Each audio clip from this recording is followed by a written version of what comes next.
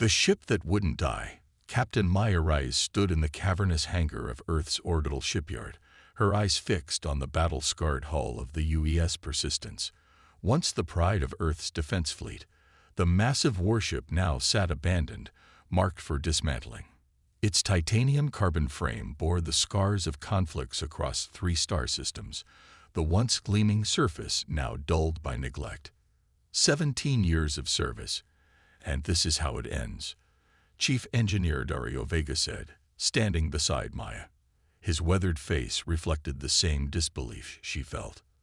The Galactic Assembly says our technology is dangerously unstable, Maya replied, her voice tight with controlled anger. We're supposed to be grateful they're offering us superior assembly vessels instead.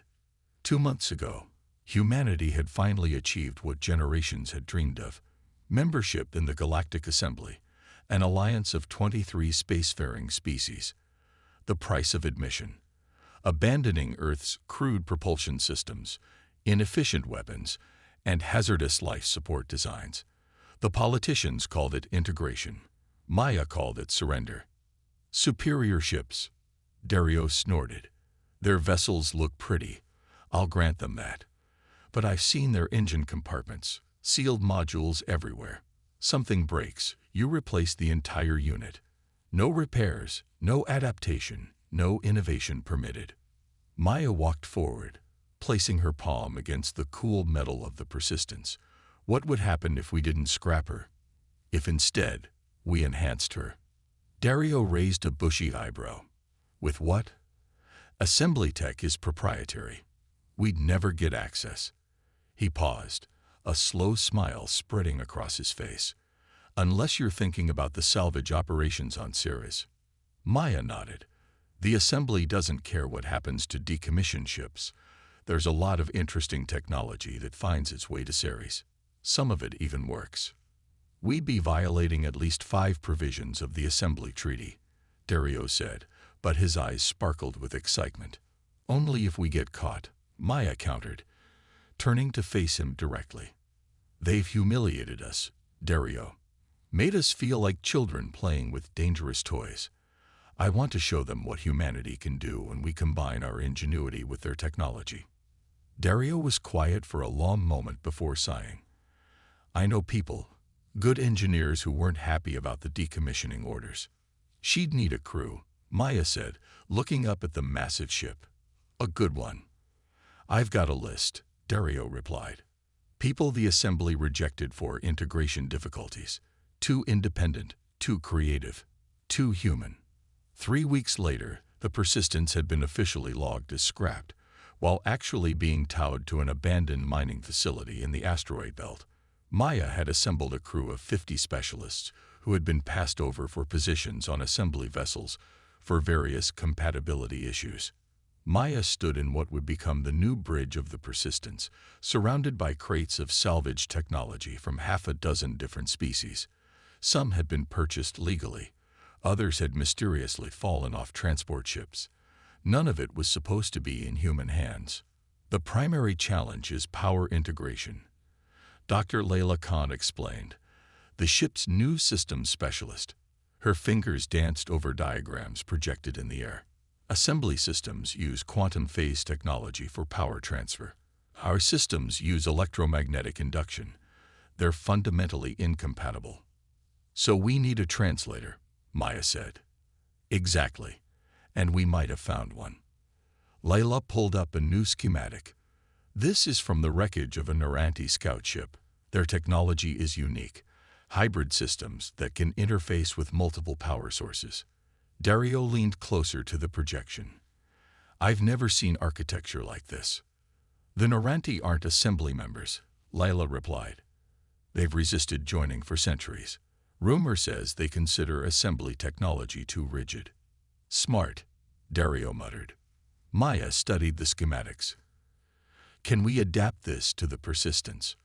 With significant modifications, Layla said, but yes, I believe we can create an integration layer that will allow us to power assembly technology with our fusion reactors.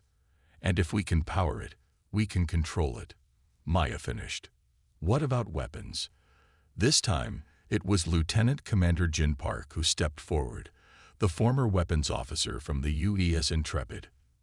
"That's where things get interesting, Captain." Jin's voice carried the distinctive accent of the Mars colonies. "Assembly weapons are impressive, plasma cannons, gravitic lances, but they're designed for traditional space combat, predictable trajectories, calculated firing solutions. And humanity's greatest military advantage has always been asymmetric warfare," Maya prompted. Jin grinned. "I've been studying the Lyridian shield technology we salvage. It's designed to diffuse energy weapons, but it has a vulnerability to kinetic impacts at specific resonance frequencies." "You're suggesting we use railguns?" Dario asked, surprised. "Upgraded railguns," Jin corrected, "combined with targeted EMP pulses at the shield's resonance frequency. The assembly considers this approach barbaric, too unpredictable, too many variables. But if we can get a firing solution," Maya nodded slowly, "we could penetrate defenses designed to withstand weapons thousands of years more advanced than ours." She looked around at her assembled crew. "This is exactly the kind of thinking we need. We're not trying to match assembly technology.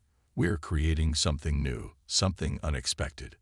For the next 2 months, the Persistence underwent a transformation. Its hull was reinforced with salvaged Lyridian armor plating.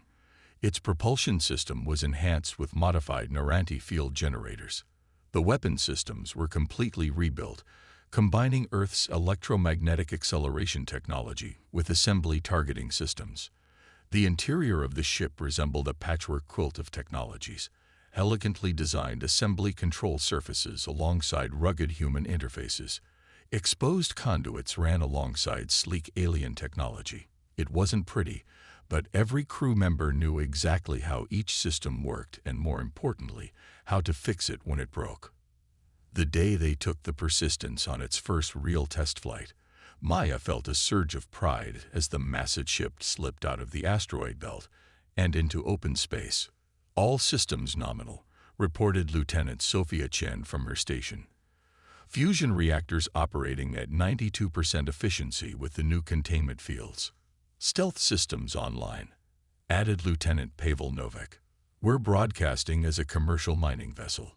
As far as anyone can tell, we're just another rock hauler."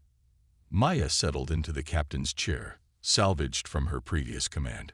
"Take us toward Jupiter's moons.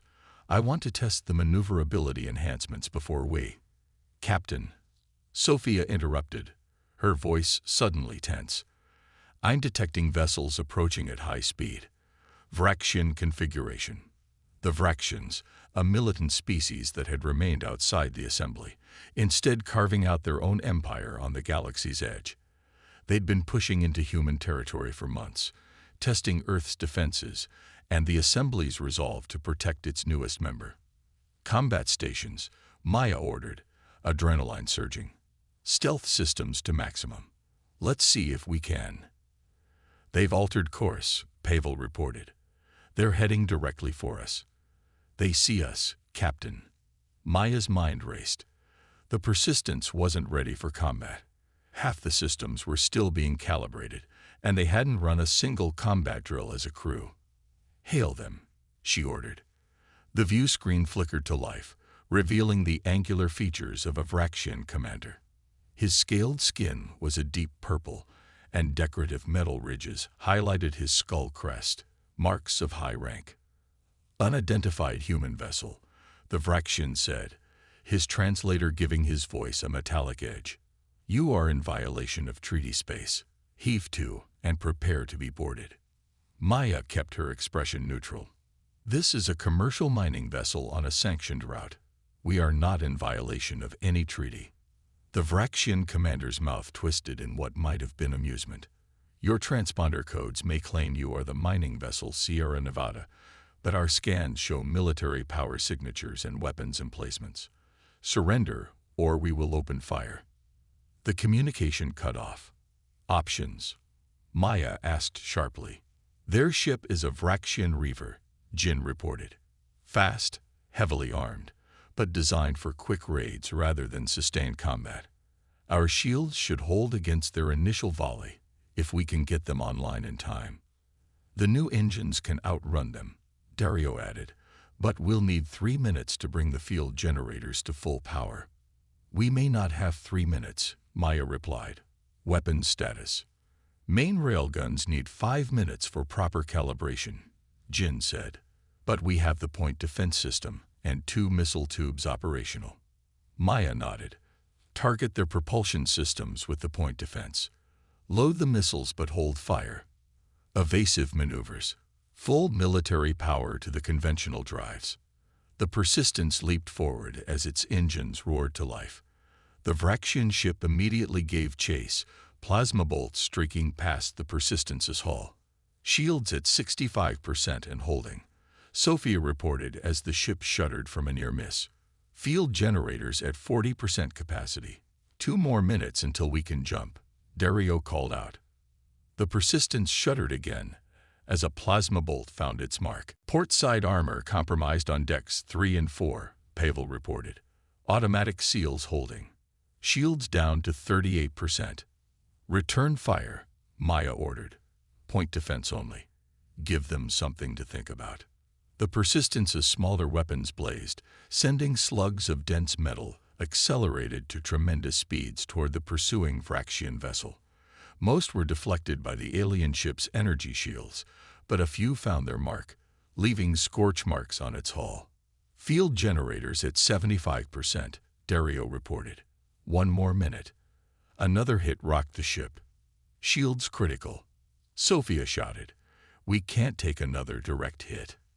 Maya gripped the arms of her chair. All power to the field generators now. The lights on the bridge dimmed as power was diverted. The Vraxian ship closed in, weapons charging for what would be a devastating blow. Field generators at 97%, 98%, 99%. Dario counted. The Vraxians fired. Now, Maya shouted. The universe seemed to stretch around them as the Naranti field generators activated, creating a localized distortion in space-time. The Persistence lurched forward at impossible speed, leaving the Vraxian plasma bolt to pass harmlessly through the space where they had been moments before. We've cleared their sensor range, Pavel reported, relief evident in his voice. Course set for the asteroid belt. Maya released a breath she hadn't realized she was holding. Damage report. Nothing we can't fix, Dario replied after a moment. But that was too close. Maya looked around at her crew, faces tense but determined. The Persistence performed better than we had any right to expect in her condition, but we're not ready yet. Her eyes hardened. The Vraxians will report this encounter. We need to complete our upgrades before they come looking for us again. She stood, addressing the entire bridge. What we're doing here isn't just about one ship. It's about proving that humanity deserves its place among the stars, not as junior partners who abandon their own technology, but as equals who can contribute something unique. She placed her hand on the bulkhead of her patchwork ship. The Persistence is just the beginning. As the ship limped back to their hidden base, Maya knew they had crossed a line. There would be no going back now. The Persistence had revealed itself, and the galaxy would soon take notice. Defiance in the face of superiority. They hit another colony. Maya looked up from the tactical display where she'd been reviewing the Persistence's new shield configurations. Layla Khan stood in the doorway of the makeshift war room, her face grim. Where? Maya asked, though she already suspected the answer. New Horizon. Layla handed over a datapad. The assembly peacekeeping force was regrettably delayed. By the time they arrived, the Vraxians had already left. Maya scanned the report, her jaw tightening. 200 dead, 3,000 displaced, critical infrastructure destroyed. The same pattern as the previous attacks on human settlements. The Vraxians would strike fast, cause maximum damage, and withdraw before assembly forces could respond. Then the assembly would express their sincere regrets and promise better protection in the future. The assembly has issued another formal protest to the Vraxian Empire. Layla continued, her voice bitter. I'm sure the Vraxians are trembling in their boots. 4 weeks had passed since their encounter with the Vraxian patrol ship. 4 weeks of feverish work transforming the Persistence from a patchwork experiment into something that could truly be called a warship. The crew had grown to 70 as word spread through certain channels about what they were building. Maya tossed the datapad onto the table. "What's our status?" "The integration matrix is fully online," Lila replied. "We can now power all the assembly and salvage technology at full capacity. Weapon systems are at 95% functionality. The main railguns are operational with the new targeting systems. And the shields. That's the best part." Layla smiled for the first time. "Dario and his team have done something remarkable. They've combined the Lyridian resonance technology with our own electromagnetic field generators. The result is a layered defense system, unlike anything I've seen before. Initial simulations suggest it could withstand sustained fire from vessels twice our size." Maya nodded slowly. "And the jump drive?" "Fully operational. We can make 6 jumps before requiring a reactor cooldown." Maya was quiet for a long moment, weighing options, calculating risks. Then she straightened. "Notify the senior staff. Meeting in 30 minutes." When the command crew assembled in the war room, Maya wasted no time. She brought up a holographic display of the Alpha Centauri system. "The Vraxian attack on New Horizon follows the same pattern as their previous raids," she began. "They hit hard, cause maximum civilian casualties, and withdraw before assembly forces can respond. Classic terror tactics. They're testing Earth's resolve and the assembly's commitment to protecting us," Jin observed. "And finding both wanting. But there's something different this time," Maya said grimly. She magnified a section of the star map. "According to intelligence from our unofficial sources, the Vraxian battle group hasn't returned to Empire space. They're holding position here, in the Kuiper belt of the Alpha Centauri system." Dario frowned. "That's unusual. They'd normally retreat immediately." "Exactly. They're waiting for something." Maya met each of their eyes in turn. "I believe they're planning a larger attack, possibly on the main colony. Over 40,000 civilians. The assembly must know this," Sophia said. "Surely they're sending ships." "They are," Maya confirmed. 2 cruisers, arriving in approximately 72 hours. She pointed to another section of the display.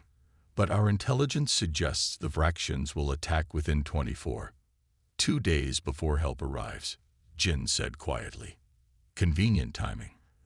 "The colony's defenses?" Dario asked. "Minimal," Maya replied. "The assembly insisted Earth dismantle most of its orbital defenses as part of the integration process. New Horizon has a small security force and 2 outdated weapons platforms." Silence fell over the room as they processed the implications. "So what are we going to do about it?"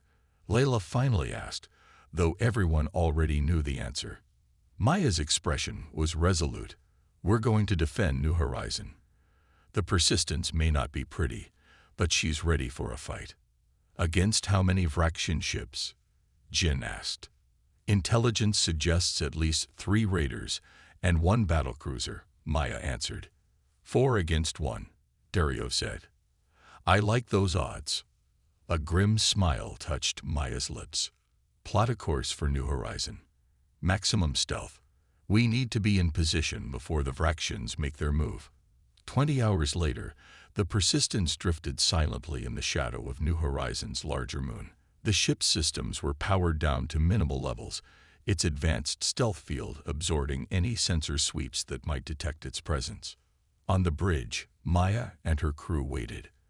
They had warned the colony's governor, an old friend of Maya's who could be trusted to be discreet. Civilian ships were evacuating as many people as possible under the guise of a technical malfunction in the colony's life support systems. "Contact," Pavel announced, breaking the tense silence. 4 Vraxian signatures entering the system. Configuration matches intelligence assessment. 3 raiders, 1 battlecruiser. They're moving directly toward the colony. Sophia added, "No attempt at stealth. They don't expect resistance.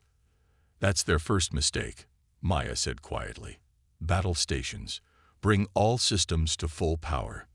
The bridge hummed to life around her as stations were manned and systems activated. Vraxian ships will be in weapons range of the colony in 10 minutes, Pavel reported. Move us out of lunar shadow, Maya ordered. Full impulse power. Weapons and shields online. Let's introduce ourselves. The Persistence emerged from behind the moon, engines flaring as it accelerated toward the approaching Vraxian fleet. They've detected us, Sophia said. The raiders are altering course to intercept. The battlecruiser continues toward the colony. As expected, Maya nodded. They think we're just a nuisance. Jin, target the lead raider with Railgun 1. Full power. Let's show them what obsolete human technology can do. Target locked, Jin confirmed. Firing solution calculated. Resonance frequency identified. Fire. The Persistence shuddered slightly as its main railgun discharged, sending a specially designed projectile hurtling toward the lead Vraxian raider at a significant fraction of light speed. A millisecond before impact, an electromagnetic pulse precisely calibrated to the Vraxian shield frequency created a momentary window of vulnerability. The result was devastating. The railgun round tore through the temporarily weakened shields and punched clean through the Vraxian vessel, which erupted in a brilliant explosion as its power core destabilized. Direct hit, Jin reported, unable to keep the satisfaction from his voice. Target destroyed. On the view screen, the remaining Vraxian ships paused their advance, clearly reassessing the threat. They're powering up their main weapons, Sophia warned. All ships, including the battlecruiser. They've noticed us, Maya said with grim satisfaction. Evasive pattern Delta. Keep our movement unpredictable.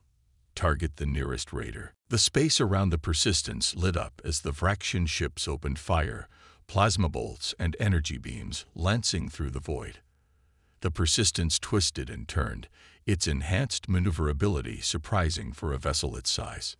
Several hits landed, but the Persistence's hybrid shields held. Shields at 82%, Sophia reported. Holding stable. Second raider targeted, Jin announced. Firing solution locked. Fire when ready. The railgun fired again, but this time the Vraxians were prepared. The raider executed a sharp evasive maneuver, and the projectile only clipped its port side, causing damage but not destroying the vessel. They adapt quickly, Maya noted. Switch to missile salvo, targeting pattern wide. Let's make them work to avoid them all. The Persistence launched a volley of missiles, each one enhanced with salvaged assembly guidance systems. The Vraxian ships scattered, their point defenses firing rapidly to intercept the incoming threats. In the confusion, the second Persistence railgun fired, catching the damaged raider as it maneuvered to avoid the missiles. The vessel broke apart, secondary explosions rippling along its hull. 2 down, Dario called out, but the battlecruiser is launching fighters. A dozen small craft emerged from the Vraxian capital ship, accelerating rapidly toward the Persistence. Point defense grid online, Jin responded. Targeting fighters. The Persistence's secondary weapons activated, filling the space around the ship with a web of defensive fire. 3 fighters were immediately destroyed, but the others pressed their attack, strafing the human vessel with rapid-fire plasma weapons. Shields holding at 65%, Sophia reported as the ship shuddered under the assault.